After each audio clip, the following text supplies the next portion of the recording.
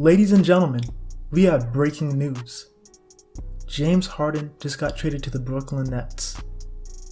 No, I'm just kidding. That's not what we do at this channel. The breaking news is that ARK just announced a new ETF. This new ETF is called ARKX, and it is focused on space exploration and space innovation. And I don't know about you guys, but I think this ETF is going to be out of this world.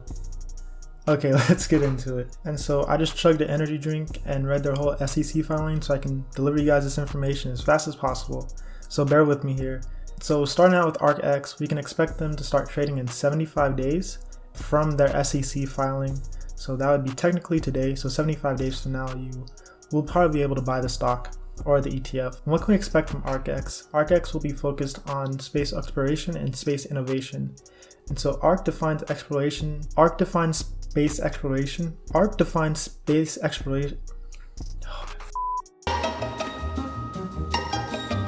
He can't read.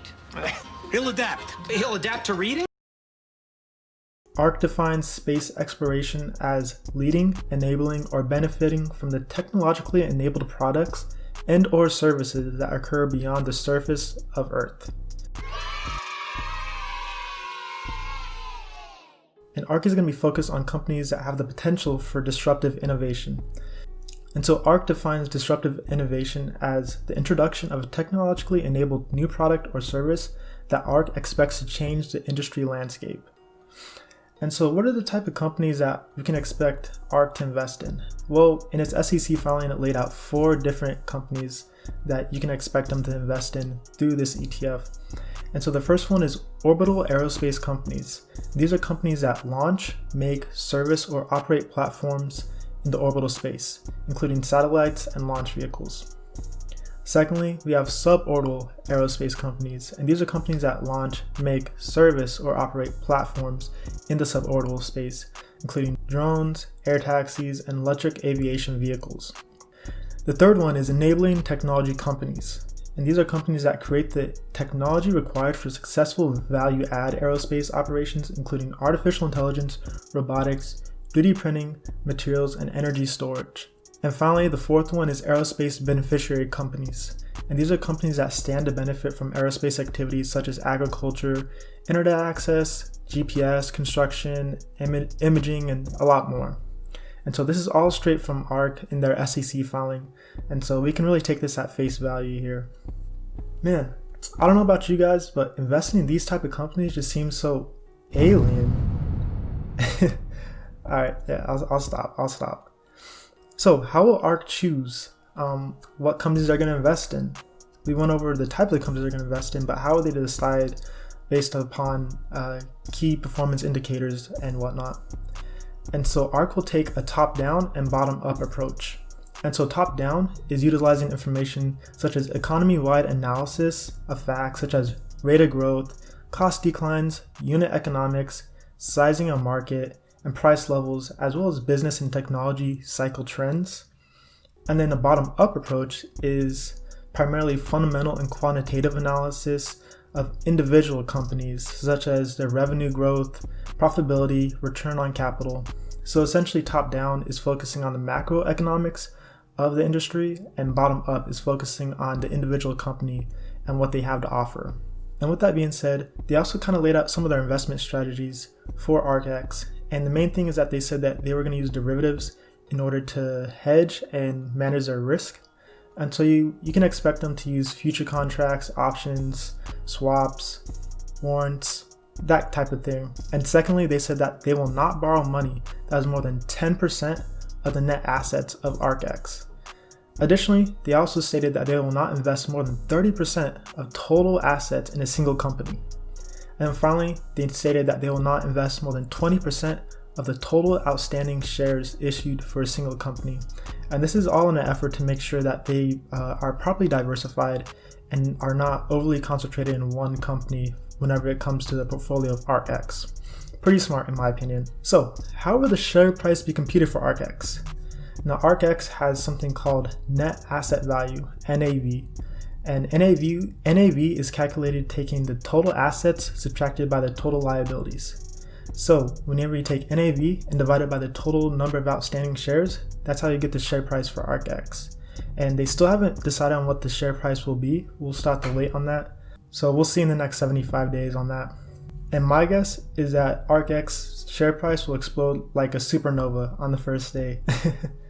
Or maybe because it'll explode like a supernova because it might end up like the EV bubble and will inevitably pop one day and will destroy my portfolio. I don't know. Anywho, let's get on to risk. And so the first risk that they kind of outlined for ARKX is the communication sector's risk.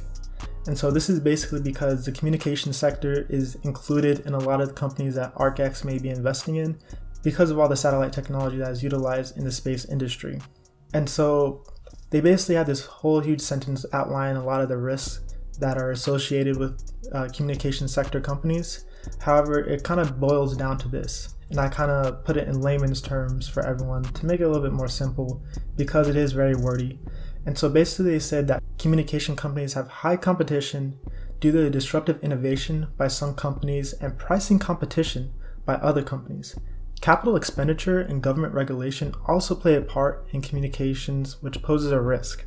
Demand may vary for different communication companies, and cybersecurity is always a risk as well. Secondly, they talked about concentration risk. And because this is a space exploration and innovation ETF, that means there's going to be a large concentration of companies that are in the space industry, obviously. And so that always poses a risk because you're not properly diversified. And so they kind of stated that in their SEC filing. Third, they talked about a currency risk. And so they said if they're going to invest in foreign companies and if the US dollar is strong, which we'll have to wait and see considering all the quantitative easing and everything going on with the Federal Reserve right now. So that's still kind of up in the air.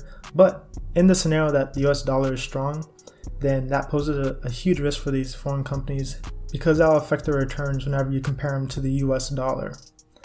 Fourth, and one of the probably biggest risks, is cybersecurity risk. And they said that internet technology plays a large part in companies that will be in this portfolio. A cybersecurity breach can greatly affect the stock price of these companies if an event like this ever transpired. So they made sure to reiterate this multiple times throughout the SEC filing. So this is one thing you really have to take into account whenever you decide if you're going to invest in ARKX, is a cybersecurity risk. This one is emerging market risk, and this is primarily because space exploration is still in its infancy. Any emerging market has a lot of risks associated with it. And then also disruptive innovation risk. And essentially what they said here is that, yes, their whole investing ideology is investing in disruptive innovation, but sometimes that never plays out. There's companies that try to make that jump and cross that chasm, but they never do. And if they don't make that jump and cross that chasm, then that's when those companies fail. And that's basically what they're saying, is that some of these companies might fail, and so that's the risk when it comes to disruptive innovation. And then the seventh one is government risk, because aerospace and defense is largely predicated off of government contracts, then any change in government regulations or any government contracts will affect a lot of these aerospace and defense companies that might be in this portfolio. And then the eighth one is large cap risk. And this basically says if you have a large cap company in there, like a Boeing, they're less likely to have those outsized returns compared to a smaller cap company. And the ninth one was small cap risk. And conversely, this means that small cap companies, they have a lot more risk associated with them. And so if they have a drop in their share price, then it's most likely to lead to a lot more losses. And then the final and one of the most important risks is called new fund risk. And so this basically means that if ARKX doesn't perform up to its expectations, then they can liquidate the ETF and just, call it right then and there. And so I want you guys to make sure you take this into account, because when it does come to ARKX and ARK Invest in general, they've had huge returns within the past year. And a lot of people might take that for granted, and it's set a precedent. And so we can't expect to have those gains come this next year or 10 years down the line. And so you have to make sure to take into account that, yes, ARK is making a lot of gains right now, but that's not a given. So there might be the situation where ARKX underperforms and they liquidate it. So you have to make sure you keep that in mind if you decide to invest in this company. And so finally, what do I think about all this? This looks very promising. And my big question is, what companies will be in this portfolio? And so right off the bat, I know SpaceX and Blue Origin, owned by Elon Musk and Jeff Bezos respectively, will probably not be in this portfolio because they are private. However, there might be some type of workaround that Cathie Wood can work on in order to get some type of stake in these companies for ARKX. We'll have to wait and see. I truly do not know on that front. But we can expect companies like Virgin Galactic, aka SPCE. We saw how much it ran up today. It's really gaining some traction. So we can expect companies like Virgin Galactic, also some SPACs like SRAC, which is a space towing company. Additionally, NPA, which is a 5G satellite company. These are both SPACs who up about 10% after hours.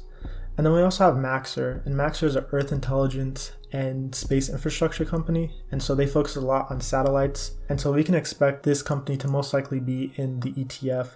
This is just my guess, don't take my word for it. Additionally, if you're looking for different ETFs that may mirror ARKX a little bit, then UFO is an ETF that you all can look at and kind of see, okay, what can I expect from ARKX, because UFO is a little bit similar. If you want, you can take a look at that. I'm gonna let you guys in on a little insider secret here. I think the biggest winners from all this will be the Mars Incorporated and Saturn Corporation. So, just keep that between ourselves here. I think these companies are gonna go to the moon.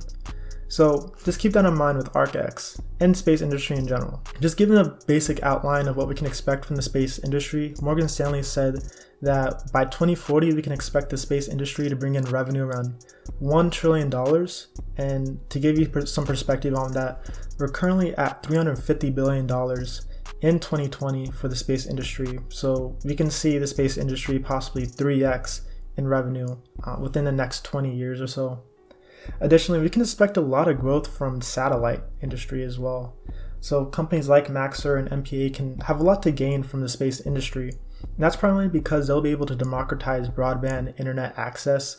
That's one thing that has huge demand. We've seen it with Elon Musk with Starlink. So this is one thing that has a lot of potential, has a lot of growth, much more exponential growth within the next 10 to 20 years or so. And this is both on the public sector and private sector side. And then just going on to rockets in general, the global space propulsion market size is projected to go from $6.7 billion right now all the way to $14.2 billion in 2025. So if you take that into account, that's a consolidated annual growth rate of about 16.2%. And so there's going to be a lot of growth in all areas of the space industry, both in the long term, 2040, $1 trillion in revenue, and in the short term, 2025, we're seeing a lot of high growth for a lot of these space industries. These are all just projections. Don't take this as truth. These are just projections from some experts.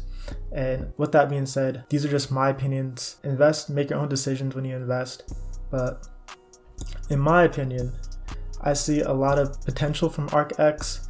We'll have to see what companies are going to be included in this ETF as the days go by. However, it's very exciting for the space industry as a whole, and we'll have to wait and see what happens. With that being said, thank you guys for watching this video. Subscribe if you want, and until next time, everybody, see you guys.